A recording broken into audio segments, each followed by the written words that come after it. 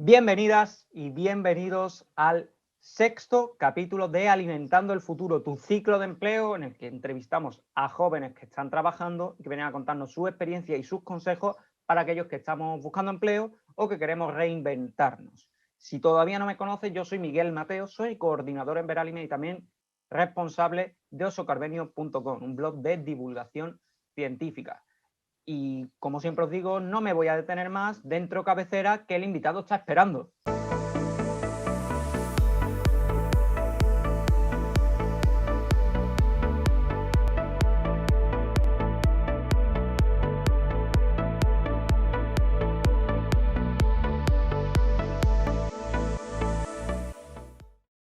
Hoy me acompaña David Jiménez. Él es graduado en biología y se ha especializado en microbiología de alimentos. Actualmente trabaja en la Universidad de León como investigador predoctoral y se está dedicando, especializando tanto en listeria como en salmonela.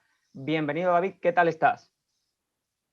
Hola Miguel, ¿cómo estás? Bienvenido. Pues nada, encantado de estar aquí contigo en este ciclo tan interesante, ¿no? Que se te ha ocurrido organizar. Con esto, pues la primera pregunta que a mí me surge es preguntarte el por qué. ¿Por qué, David, has decidido especializarte en todo este recorrido del que nos vas a contar en alimentación, en tecnología alimentaria y más claramente en micro? Sí, bien, pues bueno, lo primero de todo, yo realicé el grado en biología en la Universidad de Salamanca y es allí, durante el último año sobre todo, los 2 últimos años, cuando empecé a tener un especial interés por la microbiología y sobre todo por la microbiología relacionada con el ámbito agroalimentario o todos los microorganismos que intervienen en ese mundillo y a su vez por la biotecnología, que es, digamos, para resumirlo brevemente, el uso de organismos o microorganismos aplicados a la obtención de ciertos productos o en procesos, etcétera, ¿no? Ya al final del grado, una vez me titulé, estuve mirando varias opciones y finalmente, pues bueno, vi que había algunos máster, algunas vías de continuación de mis estudios por la vía de la microbiología y decidí hacer un máster en microbiología y biotecnología alimentaria. Aunque te he presentado como investigador predoctoral, la realidad es que tú no llevas todo este tiempo sumergido en el doctorado, sino que primero estuviste a través de becas y contratos trabajando en la Universidad de León a nivel de investigación. Entonces, sí me gustaría preguntarte por esta parte de tu experiencia, ¿cómo fue encontrar ese primer contrato? Bueno, pues, a ver, en primer lugar decir que la primera y cortita experiencia fue en Ávila. Yo soy de Ávila Sí. y fue en la universidad de allí, en la Universidad Privada de Ávila. Fue una breve experiencia de 4 meses con un contrato de beca, convenio empresa-universidad. Ajá. Son organizadas un pequeño grupo de becas que organiza la Junta de Castilla y León y digamos que allí estuve colaborando como becario en la universidad de investigación para el estudio de la viabilidad comercial de una empresa que quería comercializar pétalos de flores, Ajá. concretamente en formato liofilizado. Interesante. Y bueno, se estudia sobre todo, estuvimos estudiando la especie de viola, o los pensamientos, porque era la principal especie que querían comercializar. Uh-huh. Finalmente, ¿qué pasó? Que antes de finalizar ese contrato, como becario, obtuve o me seleccionaron para otro contrato, otro tipo de contrato, también de investigación, pero como técnico de apoyo a la investigación, que es Uh-huh. también otro tipo de contratos regionales que saca aquí la Junta de Castilla y León, que sé que los hay en otras comunidades, al menos Andalucía, Madrid y Cataluña sé que los tienen, Sí. y son unos contratos por aproximadamente unos 90, 85-90 aquí en Castilla y León, que organiza o convoca a la Junta de Castilla y León para graduados en régimen de concurrencia competitiva. O sea, básicamente lo más Uh-huh. importante para obtener un contrato de estos es la nota media del expediente. Sí, lo dan básicamente por media de expedientes, si no me equivoco yo, clasifican, ¿no?, a los que solicitan la beca y se lo lleva el que más experiencia, el que más nota de expediente tiene, si no me equivoco, ¿no, David? Exactamente, el primero que, o el primero que queda en la lista será, o suele ser el que tiene pues un 9 y algo, una nota muy buena. Fue un contrato de 2 años, desde julio de 2018 hasta julio del año pasado, de 2020, aproximadamente agosto, julio-agosto. Y es un poco cómo me inicié más en el ámbito investigador. Este tipo de contratos, lo que eres, digamos, se preguntará a la gente qué es un técnico de apoyo a la investigación. Digamos que eres un técnico de laboratorio, pero no un técnico raso que solo se dedica a hacer las tareas o los protocolos o ciertas técnicas de manera directa. Aquí te involucras más en las tareas de investigación del grupo y colaboras junto con otros predoctorandos o investigadores postdoctorales, si los hay, en el grupo, ¿no? Y te van contando o si necesitan ellos poner a punto una técnica que están realizando para su investigación, pues tú les ayudas, colaboras y encima pues aprendes un poco. Porque esto es uno de los temas que a mí me parece más interesantes en cuanto a para ayudar a personas que a lo mejor quieren venirse al campo investigador en la universidad. Tu contrato, imagino, estipularía un número de horas de trabajo aproximadamente. Sí, Pero hablemos desde la realidad una vez que ya estás dentro. ¿Cuántas horas con este contrato aproximadamente estabas tú al día trabajando en el grupo de investigación? bueno, pues esa es buena pregunta, la verdad. Yo, según mi contrato, este tipo de contratos, la jornada semanal son 37 horas y media. Sí. Lo que viene a ser pues unas 7 horas semanales, 7 y media. Y bueno, pues respecto a si realmente luego hacemos esas horas, o hacemos más, o hacemos menos, pues yo he de decir que generalmente hacía ese horario. Ajá. Aunque sí que es verdad que tendiendo a hacer casi siempre algún rato de más. ¿Por Porque al qué? final, Porque en investigación no es entrar a el clásico trabajo de turno, que yo entro hasta ahora y sé seguro, entro a las 9 y salgo a las 3, o entro a las 9 y salgo de 9 a 2 y de 4 a 6. Lo ideal sería así, pero sí. muchas veces tienes un experimento a medias, muchas veces estás pendiente de otro aspecto, o sea, te salen elementos inesperados que al final pues lo que te lleva es a extender la jornada pues a lo mejor 1 hora más o 2, pero bueno, con una buena organización y planeando un poco tu semana, tu mes, cosa importante, la organización en este ámbito de investigación, se puede cumplir. Generalmente las 40 horas las puedes cumplir. Estamos en experimentación, a veces, pues hoy me toca un experimento, el experimento son tantas horas en este tratamiento, hablamos de temperaturas, reacciones, bueno, ahí hay una variedad de técnicas instrumentales y de tipos de reacciones en un laboratorio, pues que me exige ponerlo a tal hora de la mañana, me exige retirarlo a otra tal hora del experimento, me exige estar delante del equipo 5 horas y que al final, pues eso hace que tú no tengas un horario Claro, fijo porque te tienes que adaptar mucho a lo que te toca hacer ese día, esa semana de experimentación. exactamente. Pero sí que les aviso que no es tampoco yo voy a entrar a esta hora y voy a salir a esta hora seguro, porque no funciona así. Y es por lo que comentaba, porque hoy me toca este experimento, hoy tengo que repetir esta repetición de esta parte de este experimento porque no me ha salido bien y lo necesito para tenerlo mañana o pasado y ves que si no lo repites, pues se te va la semana y casi es peor. Para quienes nos estén escuchando y se planteen acceder a la investigación a través de uno de estos contratos e incluso ya empiecen a imaginarse qué es estar dentro y cómo hay que hacerlo, si nos puedes dejar una lista de recomendaciones para aquellas personas que nos escuchan. Bueno, pues sí, obviamente. En primer lugar, ya lo he repetido, pero bueno, es la nota media, ¿no? Remarcar que en este mundo tan competitivo como es la investigación, el expediente cuenta y mucho, y Sí. muchas veces no te das cuenta al principio de iniciar tus estudios. Como decimos, nos interesa probar y poco más. Pero hay que ser ya ambicioso, recomiendo ser ambicioso y un poco competitivo en el sentido de que si luego vas a querer iniciar la carrera de investigadora, te vas a necesitar un expediente pues de 7 mínimo para arriba.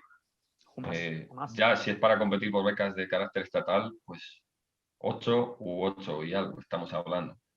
Sí. Y otro consejo, pues, por ejemplo, también iniciar o intentar realizar o elegir o seleccionar un TFG o un TFM por la rama investigadora o en un grupo de investigación.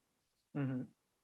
Sobre todo en un grupo de investigación me refiero que tenga enfoque práctico o de laboratorio.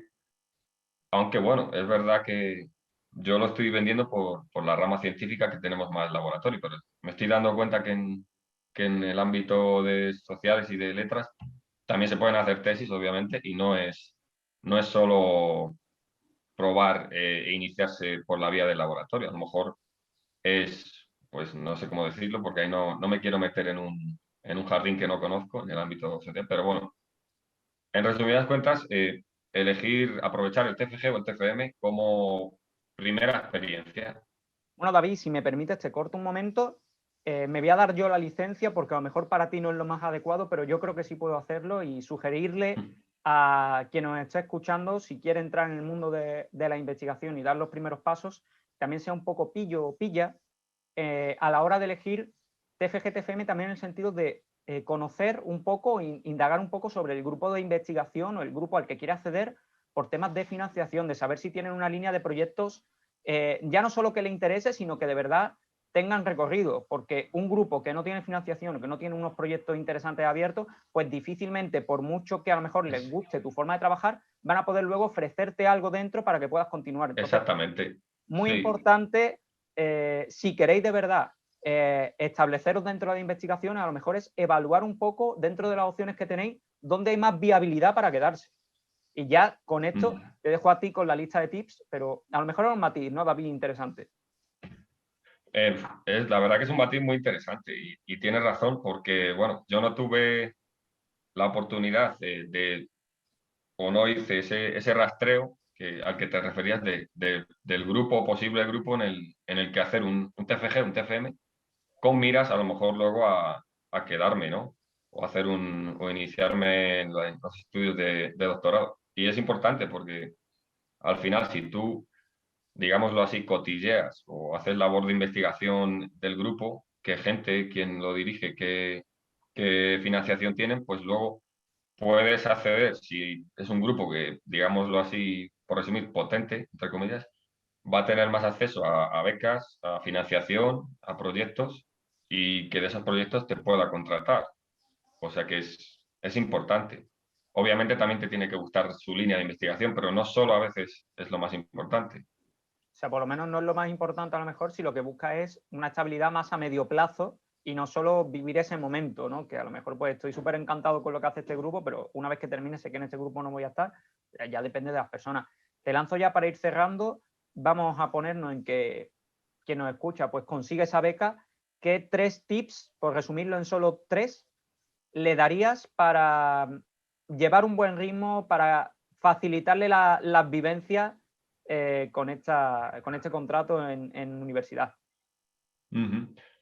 Bueno, pues a ver, el primero, pasión, ponerle pasión y mucho interés, porque es algo que es muy dedicado, que necesita mucha dedicación y mucho interés, pero bueno, al final, si le pones esa pasión, ese gran interés, lo vas a ir sacando porque es algo que generalmente cuando te metes a hacer un doctorado es algo que te gusta o te llama bastante, Uh-huh. porque sin pasión y sin esa motivación extra, te va a resultar tedioso o bastante, se te va a hacer muy largo.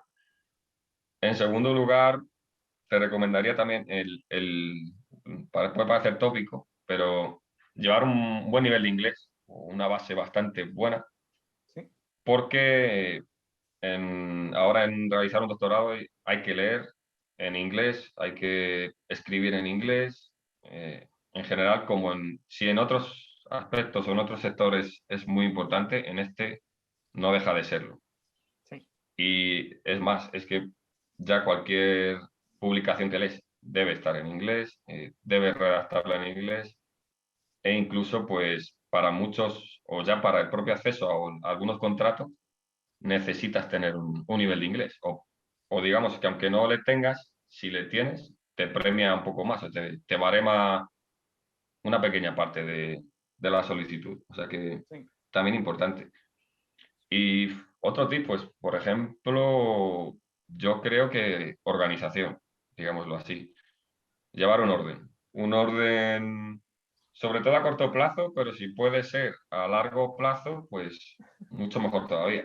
¿Y qué quiero decir con esto? A corto plazo me refiero a plantear un poco tu semana o tu mes de tanto de fase de experimentos como de escritura y de análisis de datos, porque te va a ayudar mucho luego a llevar o a seguir el plan anual que tú habías iniciado desde el principio.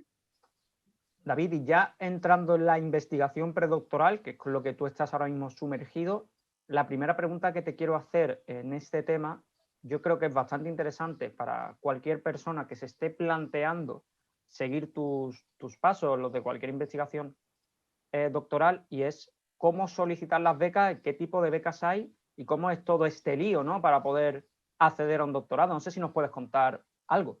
Por un lado están, en primer lugar, las de ámbito estatal, y dentro de las de ámbito estatal están las FPU y las denominadas FP, o antiguas denominadas FPI, ahora de formación a personal, de formación de personal investigador, y Ujú. son becas. Una, las FPU, son becas que necesitas un muy buen expediente porque son muy competitivas y es la que os decía, es el tipo de becas que os decía que teniendo menos de un 8 es muy complicado acceder a ellas, por eso la importancia de la nota. Y bueno, son becas que se conceden a los grupos de investigación y para que ese grupo la pueda pedir con un investigador que ellos quieran, digamos así. Mm, No exactamente así, porque la CPU no es el que ellos quieran, es alguien el que quede en la lista con mayor nota, digámoslo así. Ajá. Y luego están a las que me refería, las otras de ámbito estatal, que son las antiguas FPI, ahora denominadas ya formación de personal investigador, que estas dependen directamente del Ministerio de Ciencia, las otras dependen del Ministerio de Educación, a punto importante. Ujú. Y estas son becas que van concedidas, contratos, mejor llamarlos por su nombre, son contratos predoctorales que van asociados a un proyecto de investigación de un grupo de investigación X. Ese grupo, en una convocatoria, obtiene un contrato y ese contrato, ese grupo, le puede dar a la persona o al investigador candidato que ellos quieran, ¿eh? Ajá. ¿Cuál es la diferencia con las otras? Las otras tienen un régimen de concurrencia competitiva muy alto. Aquí no. Aquí, si tú conoces o sabes de un grupo fuerte o potente que tenga ese tipo de contrato, si tú has hecho el TFM o el TFG con ellos y les parece bien darte ese contrato, te le van a dar. Tengas un 6, un 7, un 5,5. Si ellos creen, o sea, es un tipo de becas importante para acceder sin una notaza, como yo Sí. digo. Pues bien, y luego, como comentaba, están las de ámbito regional, que suelen baremar un 50%, o al menos aquí en Castilla y León, un 50% tu nota y otro 50% el impacto del grupo, las publicaciones que tiene el grupo, tu director de tesis y una pequeña parte también tu currículum personal. Ya no me refiero a la nota, sino a inglés, si ya tienes alguna pequeña publicación, tienes también otros tipos de cursos de formación que puedan ser importantes, el inglés, etcétera. Sí, en este tema me gusta recalcar que para pedir las de ámbito regional y las de algunas de las propias universidades, tienes ya que estar en un grupo de investigación inmerso. ¿Qué quiero decir con esto? Que no se puede, este tipo de becas de las regionales no es como pedir una beca de estudios. La tienes que pedir ya con un IP o un investigador que coordine ese grupo que pide la beca. Por Ujú. eso, acceder a este tipo de becas, digamos que tienes que haber tenido una experiencia antes o laboral o al menos de estudiante con el grupo de investigación con el que lo vas a pedir.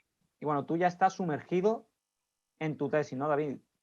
¿Cómo se vive el día a día de una investigación, de un investigador predoctoral? Bueno, pues hay de todo. Hay buenos días, hay días buenos y días malos, hay que decirlo. Es un poco montaña rusa. Al final, tienes semanas que estás encantado, la cosa va fluyendo, planteas un pequeño cambio en este experimento, salen resultados que pueden ser prometedores, pero luego los ves, los intentas procesar y te das cuenta que no ha salido lo que tú esperabas. O incluso que te des cuenta antes. Hay semanas que estás poniendo a punto un protocolo o un experimento que necesitas para obtener unos resultados y te das cuenta de que lo estás haciendo todo mal, que no ha salido como esperabas, que no era tan fácil como se veía en el papel, que la metodología que tú has consultado o has leído en un paper, pues no es, faltan datos, como muchas veces pasa, y tú necesitas ponerlo a punto o hacerlo ya, seguir un poco esa metodología, pero aplicarle tú tus modificaciones para que al final te salga. Digo, En definitiva, tienes que estar abierto, ¿no? A que haya contratiempo, a que haya cosas que pongas y no salgan, y a que hay días buenos y días malos, entiendo. tienes que estar abierto a muchos contratiempos. Y como consejo, elemento clave, yo creo que la paciencia es importante porque te puede que llegar a crispar un poco algún día, alguna semana, el no decir, madre mía, toda la semana 40 horas de trabajo, a lo mejor a la basura, dices, pero luego realmente te das cuenta de que no han ido a la basura, que te han servido para darte cuenta de que hay que cambiar o que hay que modificar para que esto salga bien. Porque es muy importante también, me imagino yo, tendrás un cuaderno, tendrás anotaciones en ordenador, es decir, ir teniendo todo muy bien controlado, todo lo que vas haciendo, porque luego va a ir encaminado a escribir una tesis que son muchos años, pues son varios años, lo que tú estás para preparar ese doctorado, y que luego todo eso hay que condensarlo y que resumirlo en una tesis, y que, oye, que se te pierdan datos por no haberlo guardado bien tiene que ser un problema. Entonces, también creo que a nivel de organización, pues, tendrás que ser muy concienzudo, ¿no? Sí, exactamente. La organización es primordial y el planteártelo, los planteamientos. Obviamente, lo ideal es tener tu cuaderno, tus protocolos también, bien puestos a puntos o las modificaciones que vas haciendo, tener versiones actualizadas de cada protocolo que utilizas y obviamente, claro, todos los datos, tenerlos tanto en papel y ya pasarlos de papel si puedes a ordenador, tenerlos a buen recaudo y saber que bien ordenados por fechas, bien seleccionados, distribuidos para saber qué experimento era este, de qué fecha y qué estaba haciendo, porque al final te acabas juntando con una masa de datos muy considerable. 3 tips muy concretos para organizarte de manera muy positiva el trabajo que estás haciendo y que no se pierda nada. Sí, pues, a ver, el primero, rotular e identificar todo. Sí. Todo, sobre todo en la parte experimental, porque es muy importante, sobre todo, rotular fechas y alguna inicial que identifique, que a ti te sirva de identificación Algún para código. saber que, en segundo lugar, también dedicar siempre, o al menos semanalmente o cada 2 semanas, un rato a revisar los datos y a ordenarlo en el ordenador. Sí. Y en tercer lugar, leer y leer muchísimo. Leer, o sea, me refiero a leer, no leer un libro, que también, claro, me dirá leer, investigar, leer, estar al tanto de la biografía, el estado del arte que hay, de lo que tú estás haciendo, qué se ha hecho previamente, con qué se está investigando, ¿no? Porque hay que estar al día de lo que estás haciendo para saber un poco para dónde tienes que ir tú también, o qué hacen otros investigadores, otras universidades por ahí. Bueno, David, y llegados al final, como a todos los invitados a este ciclo de empleo, tengo que hacerte un test picadito de 5 preguntas muy rápidas. Si alguna no quieres o no pudieras contestarla, te invito a decirnos, en tu caso, una bacteria, ¿vale? Y sin más, voy con la primera pregunta, muy sencillita. ¿Cuánto tardaste en encontrar tu primer empleo? 10 meses, entre 10 y 12 meses. Segunda pregunta, ¿cuál fue tu primer sueldo? Mi primer sueldo fueron 650 euros, con una de las primeras becas. Tercera pregunta, ¿cuánto tardaste o con qué edad te independizaste? Me independicé con la edad de 24 años. Cuarta pregunta, te doy una máquina del tiempo. Puedes volver al pasado a charlar con el David que empezaba sus estudios y tal, y proponerle que potencie una habilidad blanda que consideras que hoy le vendría muy bien. ¿Cuál le dirías? Esta pregunta es complicada. Yo creo que liderazgo, algo más de liderazgo o capacidad de convicción frente al resto. Creo Interesante. que algo más de fuerza o convicción en mis argumentos, podríamos decirlo así. Y la última pregunta, te pongo una balanza en la mesa, en un lado hay dinero y en el otro hay experiencia. ¿Con qué te quedas? Uf. Uf. Salmonela. Ahí no. Genial. Pues muchísimas gracias, David, por participar en este ciclo de empleo, por traernos tu experiencia desde el punto de vista de la investigación. Creo que ha sido una entrevista muy interesante, muy potente y muy ilustrativa de cómo es el día a día. Y nada, que gracias por estar aquí. Bueno, pues muchas gracias a ti, Miguel, ¿no? Encantado de que hayas contado conmigo para este ciclo tuyo de empleo, ¿no? Y que lo principal es que sirva para los oyentes y para los visualizadores que nos vean que hay diferentes opciones en esto de la investigación, en todo este ámbito tan grande, y que no todo es blanco o negro, que se puede acceder por una vía u otra, pero que si de verdad tienen interés o motivación por esta vía investigadora, que intenten pelearlo al menos. Y nada más. Muchísimas gracias. Que la pides desde tu casa, yo soy, en mi caso, David, o tú, Miguel. También, pues, el primero que, no, yo creo que era ponerle pasión, ponerle mucha pasión. Vale, esto nos ha quedado un pelín raro, pero... Listo. Uy, espérate, pues está sonando el teléfono y yo ahora vengo. Enhorabuena por ti, podríamos decirlo así. Voy a volver a empezar la pregunta porque no tiene sentido por dónde he empezado, ¿vale? Bueno, vamos a ver si se puede salvar, o por lo menos que entre en algunos trozos. Me estoy perdiendo en mi respuesta y la gente lo está viendo. Algo así, ¿no? Porque Sí. no, Te veo que vas a contestar las 5, no hay problema. pero tampoco me quiero pasar de listo. Otros tipos de contrato. Actualmente trabaja como investigador. Voy a quedar como un entrevistador nefasto. Bueno, si soy el peor, me lo puedes decir.